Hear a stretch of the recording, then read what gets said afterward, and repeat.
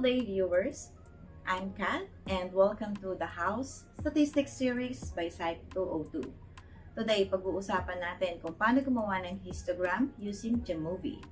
Ang histogram ay isang simple pero powerful na graph na ginagamit para makita kung paano nakaspread ang scores o data ng mga students, participants at kahit na anong sample. Para itong bar graph pero mas statistic siya kasi pinapakita kung gaano kadalas lumalabas ang mga scores sa iba't ibang range. Useful siya para malaman kung normal ba ang distribution, kung may skewness or may unusual patterns.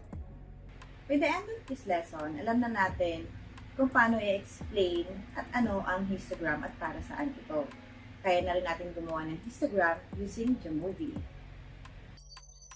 So, para simulan ng ating lesson, nag-ready ako dito ng set of data, midterm exam row scores of 45 psychology students. Kakailanganin natin dito ang class interval, class boundaries, and frequency.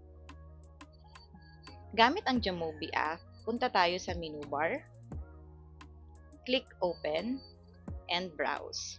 Nag-ready na nga pala ako ng aking set of data gamit ang Excel para mas madali ko lang siyang ma-export sa aking Jamovie. Ito siya. Open. Ayan. So, ipapakita dito ang kanyang row scores, class interval, class boundaries, frequency, midpoint. Itong midpoint na to ay nag-start siya sa 0 at nag-end siya sa 0. So, sa aking second video, i-explain ko siya kung bakit. At itong midpoint na to. Itong midpoint na to, napakahalaga kung bakit ganito ang pag-input ng data sa kanya. Kung makikita nyo, individually siya, 30, 30, 30. Ibig sabihin dito, pinapakita kung ano yung frequency ng scores na yon. Meaning, kung ilang beses bang nagkaroon ng score na yon between class interval, between 28 to 32 scores, kung ilang student ang nakapag-accumulate sa scores na yon.